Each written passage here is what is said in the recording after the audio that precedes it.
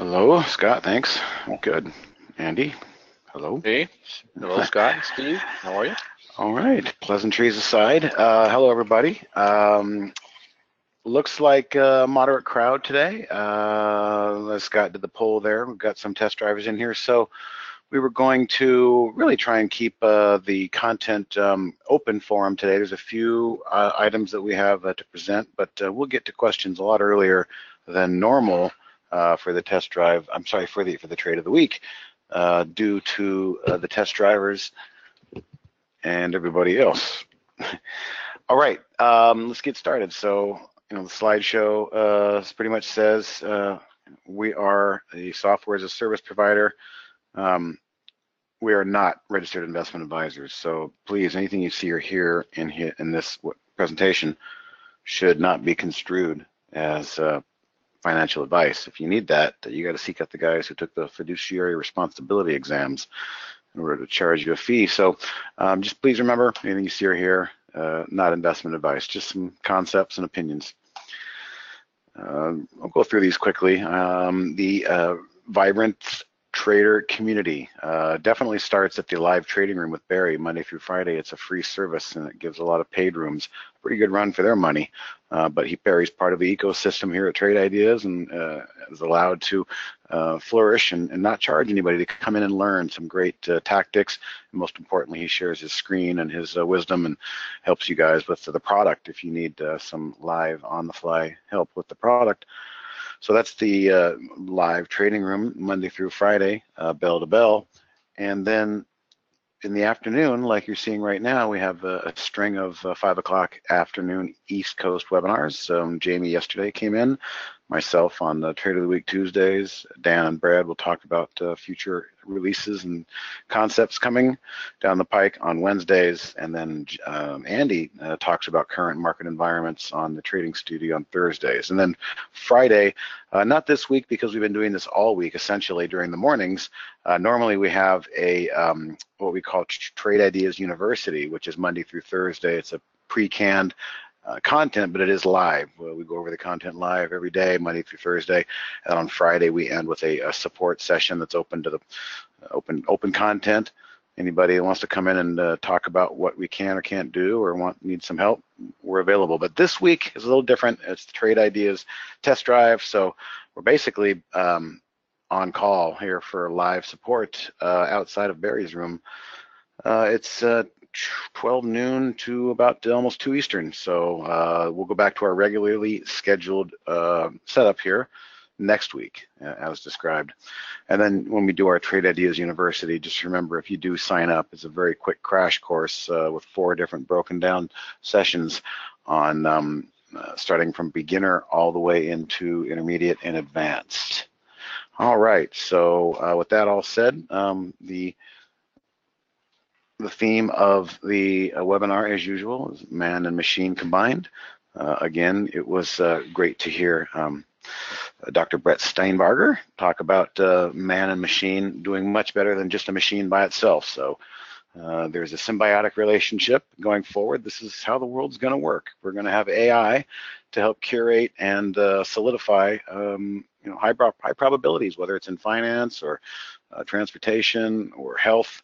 This is the new world we live in. So man and machine, and here's the quote: "No man is better than a machine," as Dr. Brett Steinbarger said, and no machine is better than a human with a machine. So that's us. Trade Ideas is the machine, and we are the human traders giving a discretionary decision.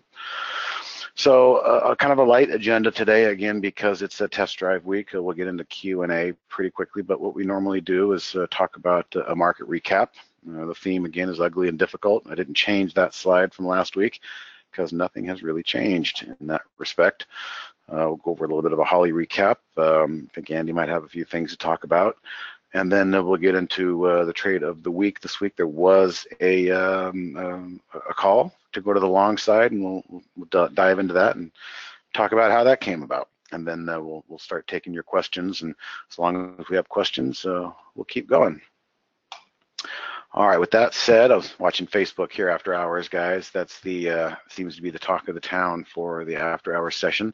Looks like they're gonna do okay. I'm not going to get slammed on anything bad, but we're here to look at the market in general and the market recap.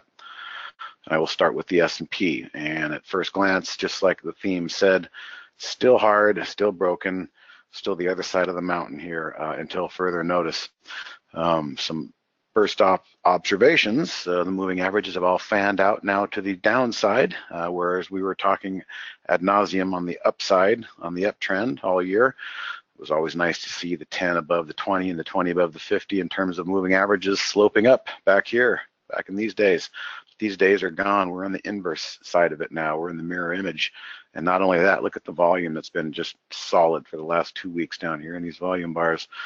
But hey, Andy, correct me if I'm wrong. What is it? The old Hindenburg omen? That's when the 50-day period crosses the 200 period. Is that what they call the Hindenburg? Does that ring a bell? Man, you got me there. Somebody's gonna have to look that up. It's been a while since we've talked about that. The Wait, Hindenburg omen. what is the death cross? The death cross is the 50 crossing the 200, correct? That's the same thing. This is the Hindenburg Okay. omen, the death cross, whatever you want to call it. Okay. You know, if we continue down here and stay below these moving averages, we could be seeing this blue line start to come down and threaten that 200, and that's the big institutional bell that gets rung a lot of times for the long-term position players and investors. You know, markets where the 50-day moving average is under the 200 is not considered healthy at all. But we're not there, and we may never get there. But as I told you, these moving averages are fanning out. We're below the 20 and below the 50. But once again, guys, I talk a lot about the simplicity of just using the 10-period simple moving average to display a momentum. It's very useless when we don't have momentum, but when we do have momentum to the upside or the downside, the 10-period simple moving average is the guiding hand. And again, look at this example back here last week, 1, 2, 3, 4, 5 days touching it, never got above it, certainly didn't even think about closing above it. And we're still a pretty good margin below that level. I mean, we've gone 1, 2, 3, 4, 5, 6 days without even testing it. I think after Facebook's earnings today and the little vigorous bounce that we seem to have found at the close, we're probably in for a test here of this orange line. And look, that orange line, again, it's not just random. I've had these lines in here forever, and they all correspond back to prior talking points. But those orange line pivot lines, they stay relevant for a while going forward. So what I think we're looking at tomorrow is a nice oversold bounce right up into that pivot line where support was back here. And then most importantly, that declining 10-period SMA. The green tag is giving us after hours quotes right now. So after hours, we're about 268.37. This orange line up here is at 271.35. So there's some room tomorrow for some upside relief bounce, but there's two scenarios. Scenario one is to push through that moving average and then reverse and close weak underneath that moving average. That's what the bears are going to want to continue to see for continued downside fear. What the bulls want to see is an end to this momentum line to the downside. This needs to be squashed. So any green candle that can close above this declining 10-period moving average really is the first stop, the first step in regaining control of the price action as far as the bulls are concerned. So that's what's sticking out to me. Those orange lines still play a pivotal role. So, you know, I think this 271, roughly 50 cents, give or take, level is going to be very interesting tomorrow as it corresponds with the 10-period drawing down. Looking at the NASDAQ, the Qs, same thing. A bit more sloppy back here with that 10-period, but nonetheless, has not been able to get back near it or close above it after hours. We're at that green tag right now, so we're at 166.25, a little skosh above the regular hours close. But again, tomorrow, wouldn't be surprised to see a bounce right up into this declining 10-period moving average and see what happens at the close. Again, same thing. If it wicks through and then has a big sudden downdraft of selling at the close, putting a topping tail in, that's not what the bulls want to see. That's what the bears want to see. Close above that declining 10-period is the first step in at least stopping the bleeding as to what's going on in this market.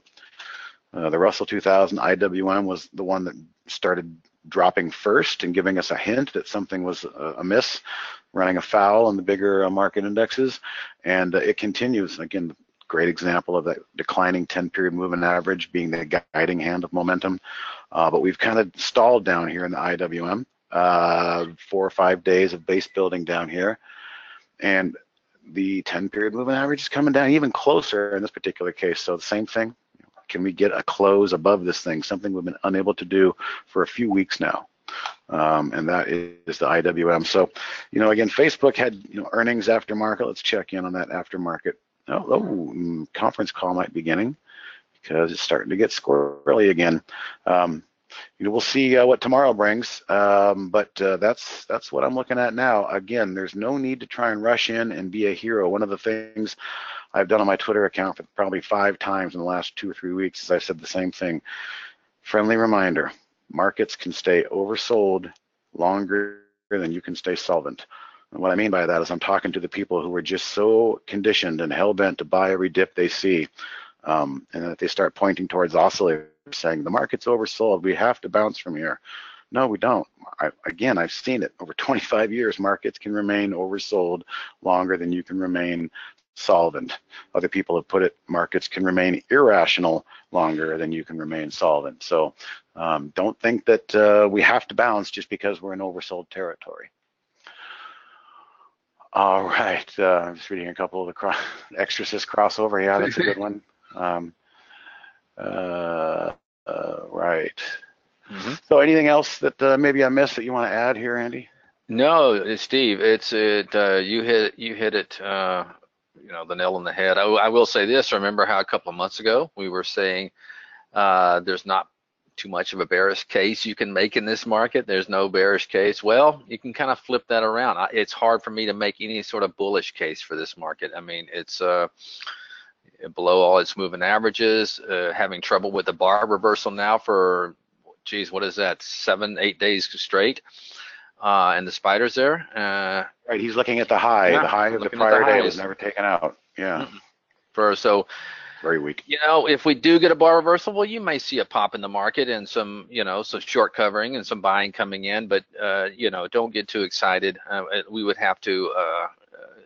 There's a lot of reconstructive work that would need to be done for this mark to tape to be looking. I shouldn't say tape. Let's say the chart to be looking bullish again. But no, you got it, man. I think we can probably move forward to Holly if you want to. All right, sounds good. All right. I'll take that. I tell you what, Steve, if you want me to, I'll just after I do that, I'll talk about the TOW trade of the week, and then we'll sure. Then I'll push it back to you. Sounds good. All right, you're looking at my screen here, and let's talk about Holly. Let me expand these windows here a little bit so we can get a good view of all the trades, and just go ahead and get a nice long picture here. Okay, this is Holly Grail, and we talked to yesterday, or was it this morning in the webinar? I think it was yesterday, and we talked about Holly Grail has been performing better in this volatile market. This is the kind of data we're gathering and we're learning from, and we are going to continue learning from. I think I mentioned to Michael Noss, because we were talking about it, and I said, well, it feels like it's the volatility. I said the other two ones have been kind of tossed around in the high seas, but Holly Grail has been kind of like that ocean liner, man, that just kind of cuts through that water and stays the course, and she's been performing a lot better than the others. Now, is that to say, Holly Neo came on today at the close and performed pretty good there on risk on, so she actually kind of took the lead there toward the end, but I have to say I was more impressed with the Grail. Than the reason it is, as you look at that risk off is right up there next to risk on if I toggle between the two. And let me explain what's happening here for those of you guys who may be looking at this for the first time. Okay, used to be we were only able to show, and I'll go into the tools, options, AI trade, and I will put it on one share and hit save. All right, so this is what it's looked like forever. You have basically one share, and the risk on and risk off is tallied based upon if you were to buy one share of every alert that came out. You can see one share in here now that we've added a share size column. Well, now because we've added this new little feature where AI trade size, you can go in here and you can put whatever, if you want to go dollars per trade, you can put it in there. You can increase this up to maybe 2 or 3 to 500. I kind of like this one. It's really cool. You just put it in here, and it will calculate based upon the stop the share size to be taken for your maximum loss to be $200. Let me kind of show you what I'm talking about here. Let's take this AMR for example. So when this trigger went off right here in AMR and Holy Grail, okay, as soon as that alert went off, you got the stop and you got the target. Okay, well, based upon this stop, it's only going to take the amount of shares that will so the maximum I can lose is $200. So it automatically calculates it real quick, and it bought to 667 shares. And look at, wow, Steve, look at these, all these 667. That's pretty wild. I've seen that because they're all using, yeah, it's the same. They're all using the same stop. Yeah, smart stop. That's right. That's how that's working. All right, so anyway, and now that you're able to put these kind of trade sizes in there, now you can better gauge what kind of profits you can make instead of you trying to figure out one share, multiply it times 200, and in some cases, more shares. It's a lot easier now for you just to go in, put in the amount you would, the maximum you would want to lose on any trade, and now it'll calculate, your profits based upon that share size. So really neat feature. I'm so glad we added it. Now to jump over here to to market, this is kind of stuff I like to see. You can see here early in the morning, first, I guess that's 40 minutes in the trading day, Sunrise Mover fired off ALE. And I noticed it also did it in NEO. Well, you can see this one didn't work out too well. There's your trigger, it slopped around, and stop was eventually hit. Then she got wise and she went, 4 consecutive shorts that for the most part did good. You can see a couple of them there. This BITA was a really nice trade. Just kind of called it right there, and it fell out of bed pretty good. Few more. This one didn't work out too well. But then, she's not, like I said, she's unemotional, and she's not going to continue to keep using her backhand when all of a sudden none of those strategies are setting up because the market finally got some legs and started to move higher. Okay, thus she came around, and I noticed in NEO as well, and Holly 2.0. Then you started longs firing off. So that's the unemotional Holly at work. Where a lot of guys, by the way, Facebook's falling out of bed again. Oh yeah, I was going to say that first. Where a lot of guys, a human would get stubborn and continue to keep trying to fade. And let's take a look at the market. All right, and there's the spiders, and it looked like it was getting weak a couple of times. Tried to roll over, go lower, and Holly finally just said, "Okay, these setups are not working anymore," and it seems to be, the longs are working, and that's what strategies we're setting up. And thus, you can see here, and Holly Grail, and let's put it on Holly Neo. Take a look there. All longs today. Of course, all that it came equipped with was long. She didn't have any short strategies today. Or Neo would be a he, I guess. But anyway, some great trading. You can see the profits over here. I mean, yeah, you never know. That's true. Good That's point. Very presumptuous of you. Good. Yes, I should not say that. Use a neutral pronoun. Well, I would only because I was thinking of the Matrix. Okay, and I'm sure that's where we got that Neo idea. I'm just joking. Wally thinks it's funny.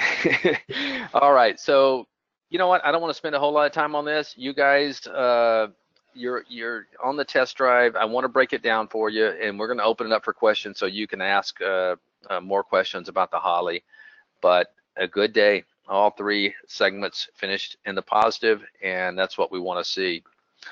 Now, right, let me jump in and just set you up here because, guys, I was on vacation this week. Normally, Andy and I are kind of working together, but he didn't have me this week. He was going solo, and he was tasked with, finding the curated trade of the week. So I wouldn't even know where to begin, of where he found it or what his thought process were. But what I can tell is it seems to be working okay. So I'll turn it over to Andy for that, for the first time ever.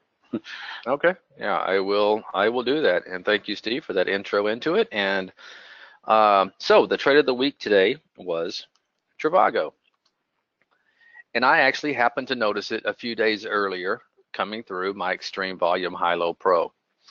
And also notice the earnings date on this. You can't see it right now, it's kind of covered up, but the earnings date was back 2 days ago. So he had earnings out of the way.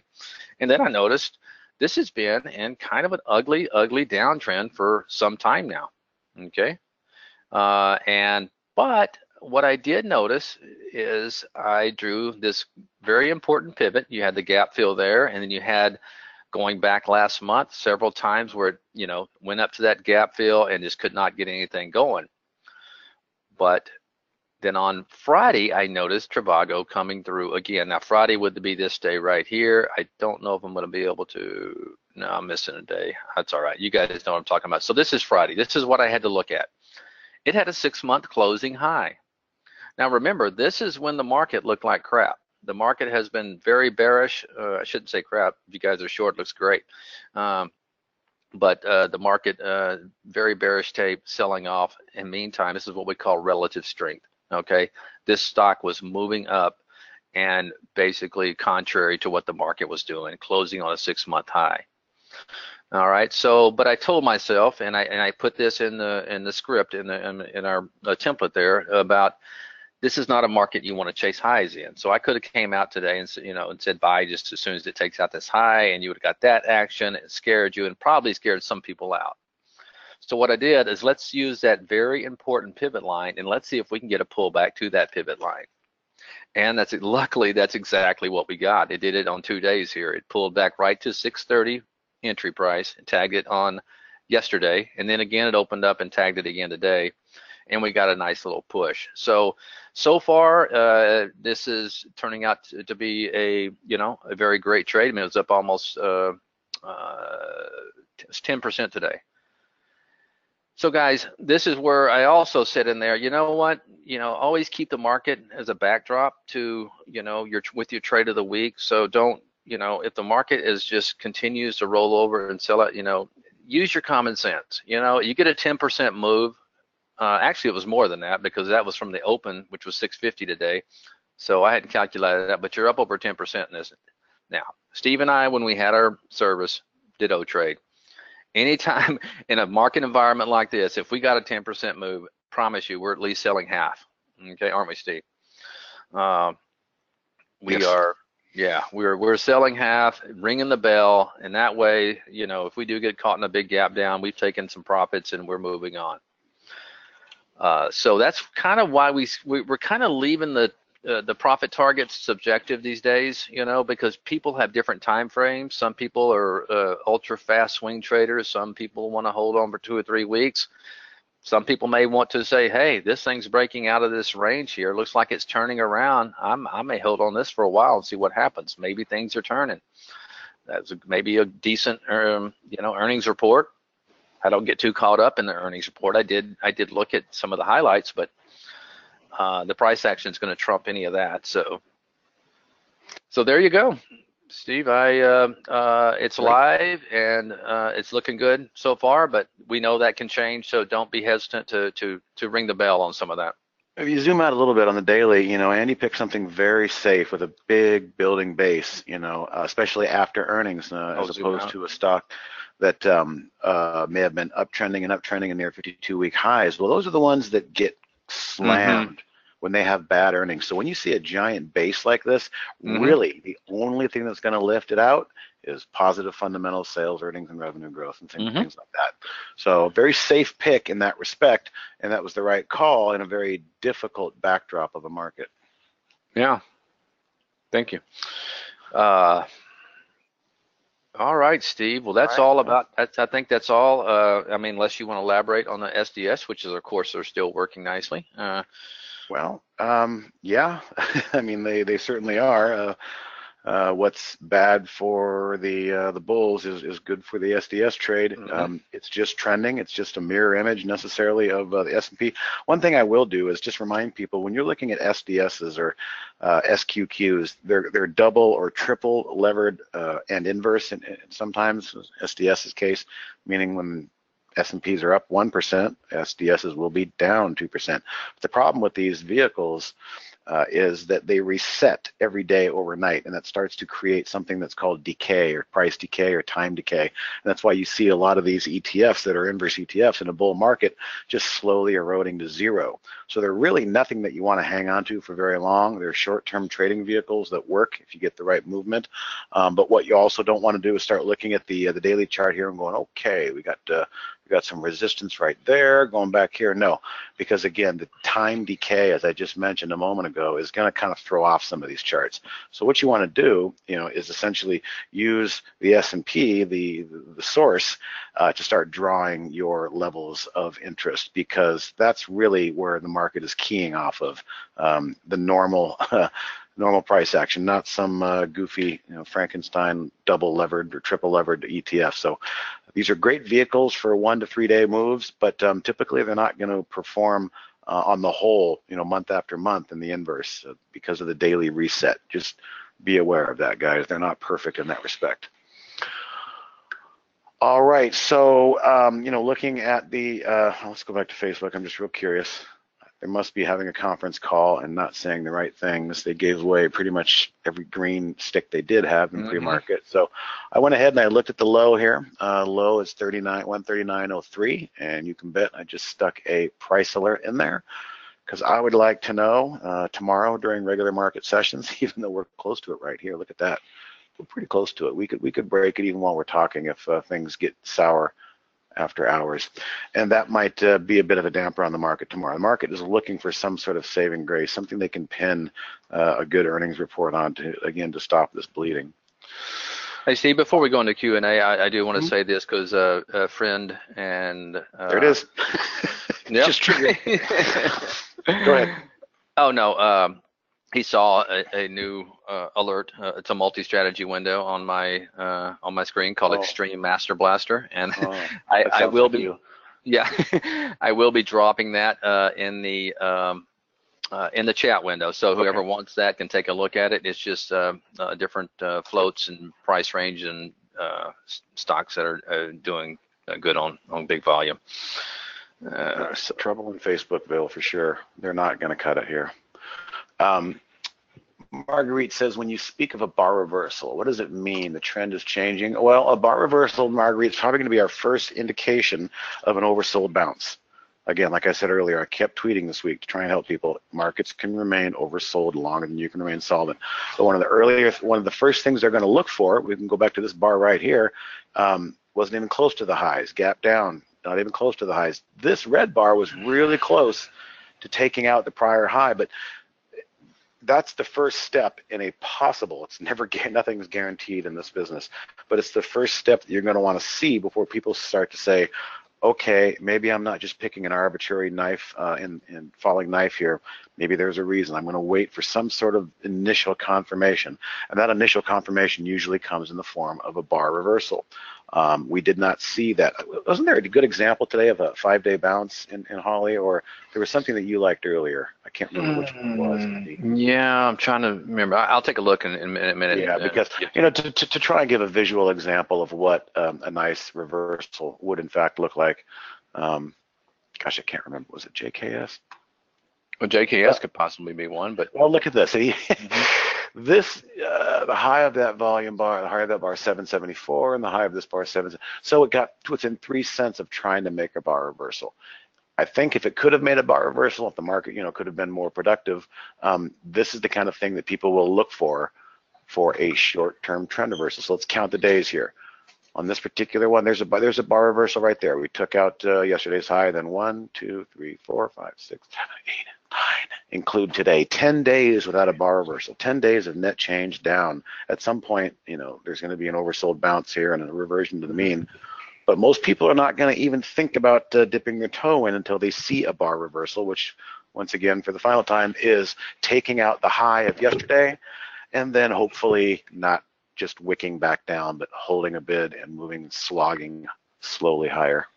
That's what we want to see in a bar reversal. That's usually going to be the first step. All right, so guys, we're kind of in Q&A mode here. You're welcome to ask questions. We'll stay as long as we need to the top of the hour if need be, but also if you want to look at a chart in lieu of asking a question about markets or trade ideas, hopefully the technology, that's what we're here for today, to help the test drivers get a good feel of what it is they're testing out. We're in that mode right now, so let's see. When you speak of bar reversal, we did that one. All right, I noticed something on the charts when I was playing with the high volume scanner where lines showing smart stops. Okay, so I think I know what you're talking about. Winfield. What Trade Ideas does in our charts is we try to get, I'm going to turn this after hours off so it's not so, here we go. So let's just type in a random stock like Tesla. Now, I think what you're talking, oops, that's a pretty tight range. I'm going to try another one. There we go, Apple. Apple also had a tight range, but what I think you're talking about here is you see profit target tag on the right and smart stop tag on the bottom. And you see some blue above and you see some orangish below. This is like a proprietary risk window to show you, it's the same numbers on the daily too. So daily and intraday are going to be the same. These are going to show you if you were a short-term trader and you were looking to enter at the current price. Based on the current price, Trade Ideas is going to calculate a technical reason for you to get out on the stop tag and a technical reason for you to take profits on the up tag. And as you can see, this is a very narrow band of risk and opportunity here. Primarily, not because we want to, but it's because the chart is dictating so. The range has been very compressed here. So that's really only the data we have to work with. Let's see if there's another chart that might have a good example. What did Twitter do today? Okay, here's a broader respect. Look at here yesterday. We had resistance. This is kind of the pivot line. And I can kind of even see that with my own eye just by looking at that. Okay, and it even kind of corresponds here. And then today's low bounced off that. So resistance yesterday and resistance this morning broke through, pulled back, and we kissed it to a T right there, midday, and then came back up. So these are the reasons in which these color gradient risk bands are showing up. Again, it's not just arbitrary. These are looking back with our proprietary technology and saying, all right, trader, if you don't have a good feel for here's what we might recommend. The software might recommend using this area right here as your downside, and the upside in the blue is the target. And you can see it's kind of a 2-to-1 risk-reward ratio there. So that one kind of works out nicely. All right, Waleed got your scan. Jim wants to look at NTNX. Now, a lot of charts might be broken these days, but let's see what we got here. We got a bar reversal for one. We have a nasty downtrend for two.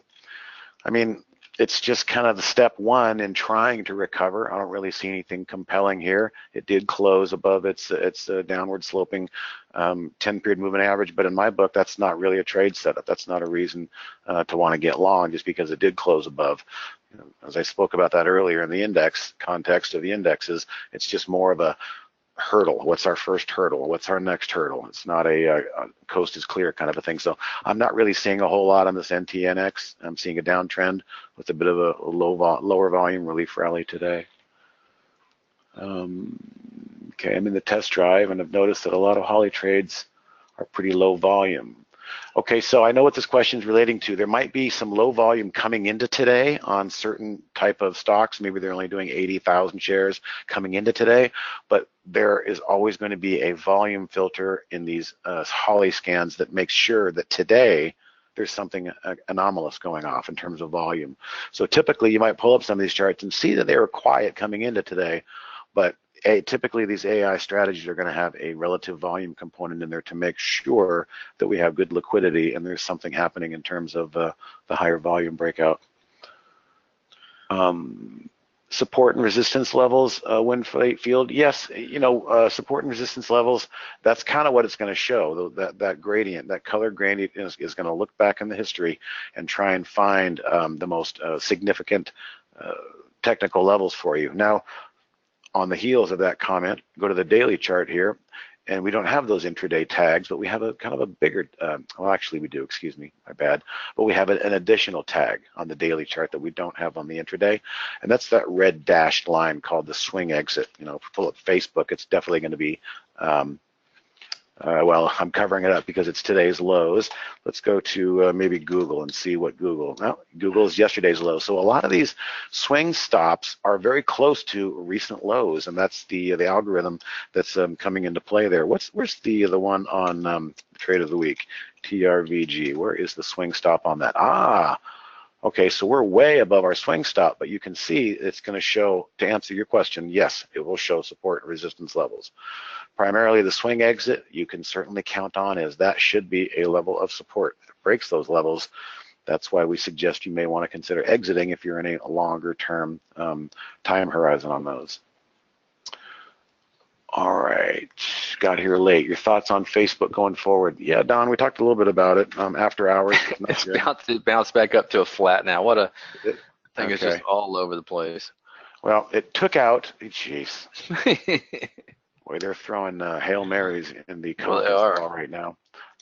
But what's a significant note here is it's two things. One, after hours is deadly. All right, there's not a lot of waypoints between this low and the current price. I bet you it moved pretty damn quickly. So if you're not an experienced trader, the aftermarkets should not be attempted. But what is significant is that it did take out that low after hours, and then some buyers did in fact step in.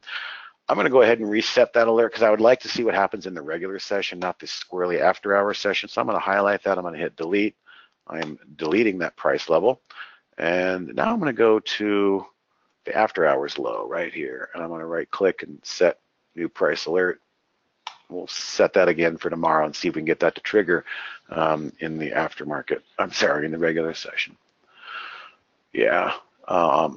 I'm not really sure what they're talking about. I just pay attention to the price action. And again, you know, the after hours action there suggests that they're probably in the midst of a conference call trying to say the right things. Yeah, Wally, you're correct. It's a bullish engulfing candle, but again, I don't give after hours setups that much credibility in terms of candle patterns and things like that, because participation is lower, the volatility is higher. I'd rather see, you know, engulfing patterns on the daily chart show up.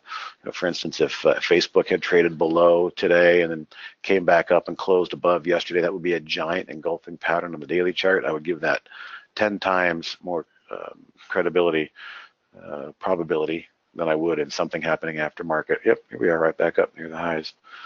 Crazy. All right, I think I caught up on questions. Does anybody have anything else they'd like to talk about? You know, market related, trading related, the software technology related, or even the stock chart? Does Holly work well with small cap stocks like Triple U? Well, I don't know if, let's take a look at that Triple U. It's under $3. It's averaging, oops, let me open up this a little bit. Okay, it's averaging, where's my volume? Where'd that go?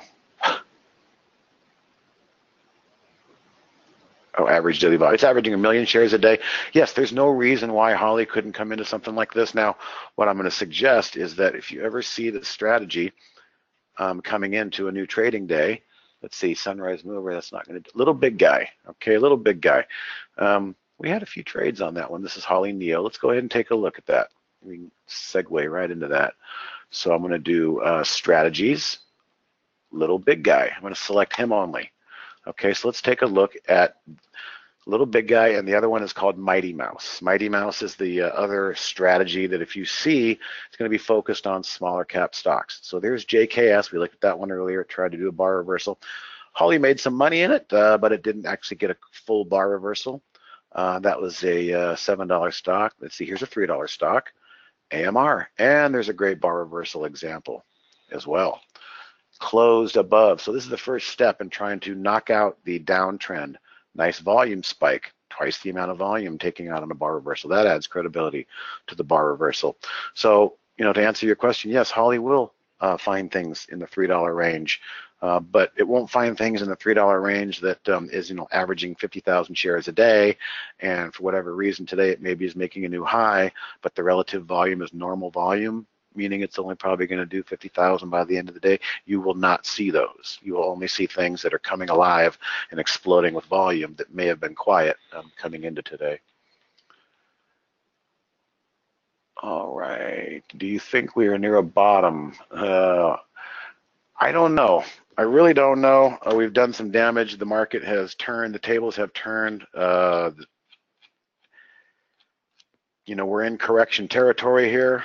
I don't really know. Whoever asked that question, Don, that's a good question. I think some people would like this to be a bottom, but again, we're going to have to see if we can hold 2 or 3 days above the declining 10-period moving average and start to build some sort of a base. Then every day that happens, a little bit more probability probably comes into to making that case. But for right now, I see nothing but horrible downside volume with momentum to the downside and no real sight of it, no real sign of it abating just yet. So it's too early to really even try and give a definitive, educated guess to that one. We probably do need to get through the election, Don. Yes, I saw the second part of your question. We're probably going to do a lot of this. We need to get through the election. We got to get that behind us, without a doubt. Does Holly trade TSX Canadian stocks? No, I have not seen Holly trade a Canadian TSX market. I've only seen U.S. markets. And if I'm wrong, Andy will correct me. Oh, I misread that. I thought he was asking about to trade ideas. Yeah, Holly. Oh well, yeah, we can scan for it. Yeah, we can. We can scan for it, but Holly is not going to be right scanning it. And I noticed Cameron asked if it trades future markets. It does not trade future markets or the S. It does trade S&P and NASDAQ stocks, but not not the ETFs. You know, there's almost 8,000 equities out there, and you know the idea is to not get overwhelmed by all the options and opportunity out there. Is to whittle it down and find out what the AI sees as the most probable trades, and you know, and even a step beyond that is, you know, and Andy touched on it earlier. If you guys ever see the AI, you know, come in and just start firing off a bunch of shorts, you know, to start the day, pay attention to that. The AI can give us information on directional biases, as you know, as well as individual plays. But there's been a lot of days these last few weeks where you look down and the directional bias has been 3-to-1, 4-to-1, even 5-to-1 on one particular day. Meaning, for every 5 stocks Holly was short, she was only long 1. So when they're that obvious, 2-to-1, 3-to-1, short versus long, long versus short, pay attention to that stuff because it really does mean something. Mm-hmm. All right, we're caught up. Let's see what we got one. Can I have a watch list of stocks I'm interested in that I can just look at some volume metrics? Sure. I mean, there's a couple different ways to make a watch list. The easiest way, well, you first want to define what stocks you want to look at. If you have a watch list that you want to use, well, you can take that watch list and drop it into a top list window. You know, for instance, these are ETFs, not stocks, but this is a watch list of ETFs.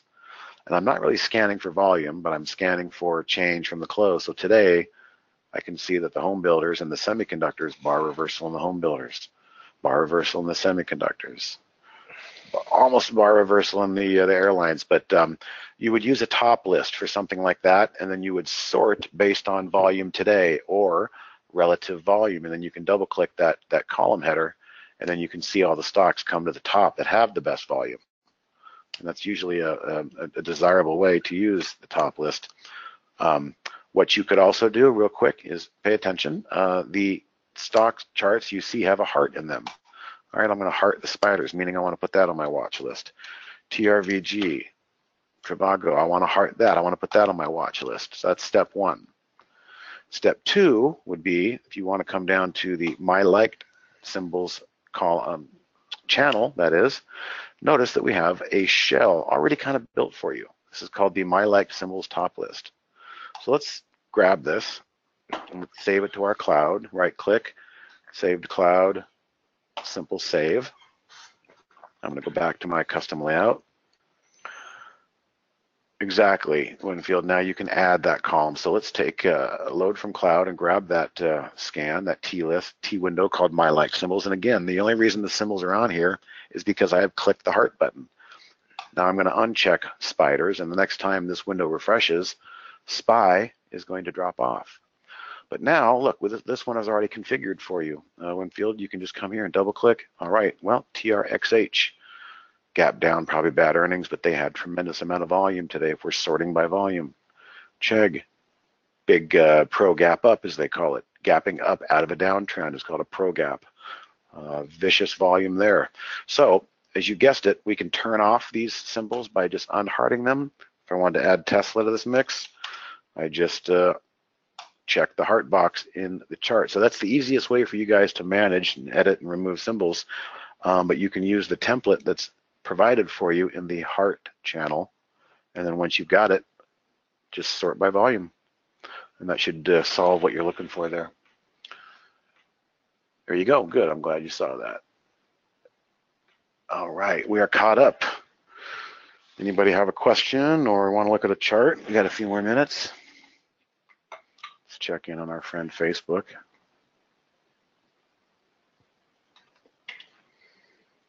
Okay, that's tough.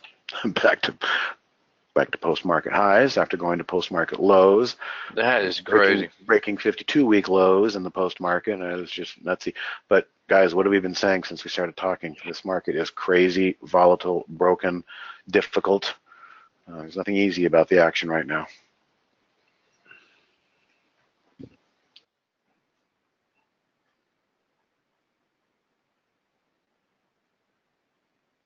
All right, well, if there's no more questions, I'm running out of content. Let's see. No, thank you, Waleed. Kind of how we do it in the tech webinars, we kind of say going once on the questions. We can hang in here about another 3 minutes, and if nobody has any more questions, obviously we can shut her down a few minutes early. You're welcome, Waleed and friend. You can see the NASDAQ is kind of following Facebook's 2 green bars in the NASDAQ, following 2 green bars after market in Facebook. So there's some correlation going on there. Another thing to watch, guys, I think is Apple. Apple's been holding on by its fingernails. It broke yesterday and then sucked right back up. The buy the dip crowd conditionally bought it and tucked it right up in its support level that it was breaking down from in the same day. Well, today we broke that level, but we reclaimed it again. So this is a very interesting level. I'm just going to overlay this. This is a very interesting level at the 212 level in Apple. It doesn't want to break it, but mind you, if it does break it tomorrow or this week and then closes below, yeah, that's looking pretty toppy there. Not much to like. Moving averages are a mess back here, but starting to cross over and fan out. Yes. Malathu, there will be a recording. It should come to you an email. If you registered for this webinar, you should get an email link for that. But if not, just visit our YouTube channel, Trade Ideas YouTube channel. In their most recently uploaded section, you usually see the webinars for the week in there.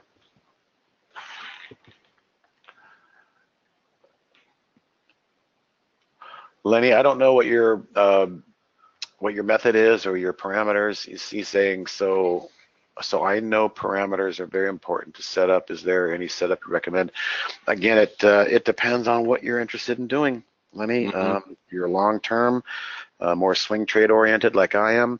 I'm using 15-minute charts and top list windows for kind of slow moving daily chart scans. Or if you're somebody like Ross Cameron's group that want to come in and bang around and trade in real time for scalps in low float stocks and try and find a seat before the music ends, as I call it, musical chairs in those low float stocks. They can be fun when they work, but when you have to get out and you're turning to hope somebody can take those shares off your hand, it gets pretty dicey pretty quickly.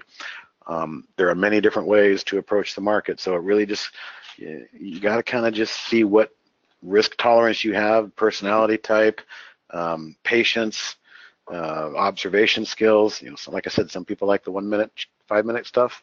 Some people like the daily and the 15-minute candles. It really depends on what your ultimate goal is. There's no one right way. Go ahead. I will say this, Lenny. If you go to channel 4 in the toolbar, there's going to be about 34 of our favorite alerts there. Steve's going to point it out to you. And oh, good, he's going to click on it there. So what you can do, Lenny, what I highly recommend for new traders is go ahead and dive inside some of these. Just open them up and look at the configuration. We also have a document page that if you, we didn't get it into our handouts, but if you'll email us, info@trade-ideas, I'll write it in there for you. If you'll email us, we'll get you a document page that kind of briefly describes each one of those windows. Yeah, like this one. Yeah. I was just going to say, I'm highlighting a couple here, like bullish candlestick patterns. That's a good one for swing trading. It's looking at daily patterns, daily candlestick patterns. So that would be more of a longer term type of a setup. The squeeze me, it's empty right now, but there could be some stuff in there that might be interesting. Let me just see. I think I found a couple that came in earlier. If I adjusted the short float from 25 to 20, something might have popped in there. But this is one of my favorite scans. There we go. For stocks on the 52-week high list, they're close to breaking out of a 52-week high, and they have a lot of short sellers in there that have to buy to cover to get out if they're wrong and they're panicking and in fear. So this is also kind of a nice swing trading, longer-term strategy. Now, horseshoe up is more day trading, and bouncers is like a 45-minute play as well. But Andy's correct. All of that is documented and laid out in a thumbnail fashion.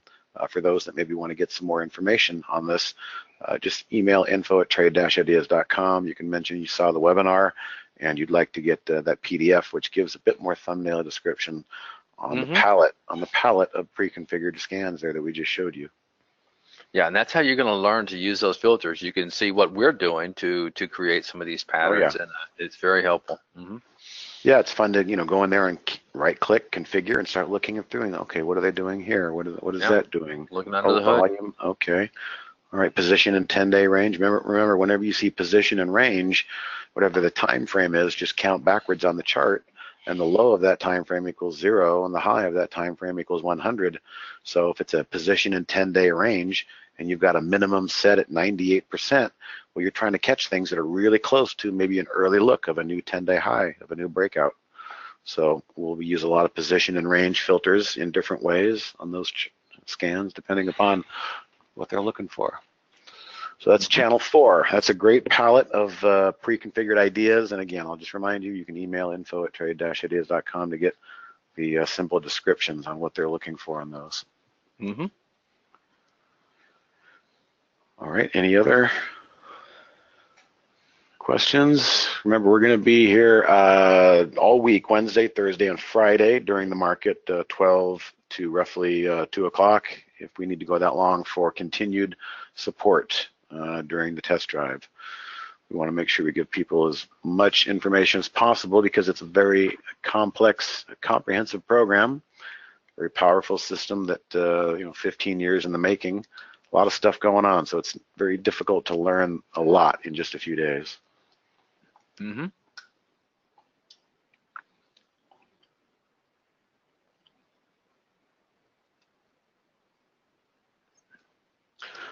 Seeing some people leaving here, so I think they got what they're looking for. If there's no other question, where do I receive? Okay, so where do you review the webinars? America, if you registered for this webinar, you should get an email. But by tonight or early tomorrow, if you just go to our YouTube channel, the Trade Ideas YouTube channel, you'll see recent uploads, and this webinar will be on there, as well as yesterday. Unless you're talking about our test drive during the morning. During the morning, the ones we're doing, they're fully live only. So if you need some live assistance, you got tomorrow, Thursday, and Friday, 12 to 2 Eastern to come in and ask some questions. We can certainly do that, but we don't record those because they're all over the place. Yeah, if you're signed up for the test drive, you should be getting invites for that. And if not, don't worry. If you just come to our website chat, we'll have a chat in the very far right of any page, and you just log in there and tell them to give you a link about 5 minutes before 12 Eastern time, and we'll just give you a link to get in there. You're welcome. You're welcome, America.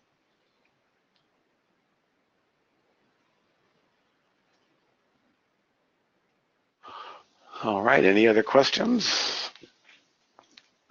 Getting close to the top of the hour. It's about that time, yeah. All right, doesn't look like it. Why don't you come on in, Scott? And I think you got a few more things you did want to share with the group. Sure. Yeah, thanks, Steve and Andy.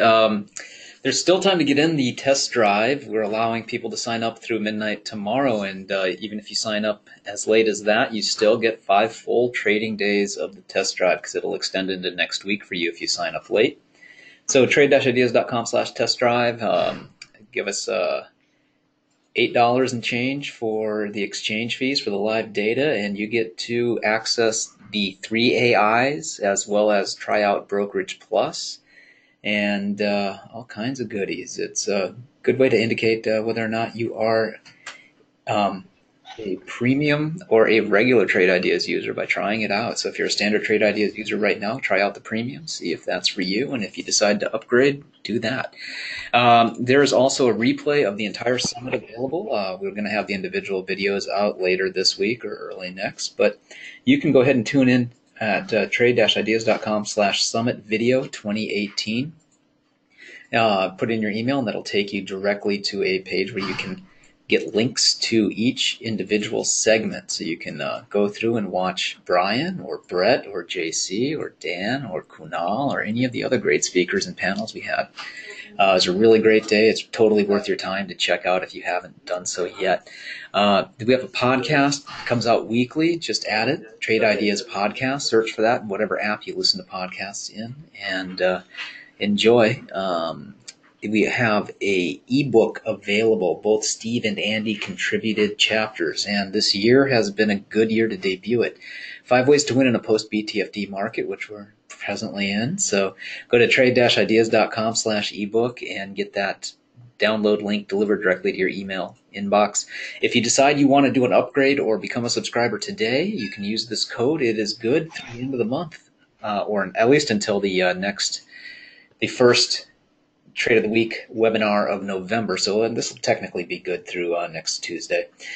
Fall savings, all caps. Just enter that in when you decide to upgrade or become a subscriber, and save 15% off your first month or year of Trade Ideas. Any questions, send that email to info@trade-ideas.com. Follow Steve on Twitter at TodayTrader. Also follow at Trade Ideas. Facebook.com/Trade Ideas Pro is the page on Facebook to like, so you can share our post with your friends. Again, info@trade-ideas.com is the best place to send all your questions. We'll have a recording of this up later on tonight or tomorrow, and send you a link from GoToWebinar with a reminder about how to find it. Thank you, Steve. Thank you, Andy. All right. Thanks, everybody. See you next time. Yes. Thanks, everybody. See you tomorrow and Thursday afternoon. Bye-bye. Bye.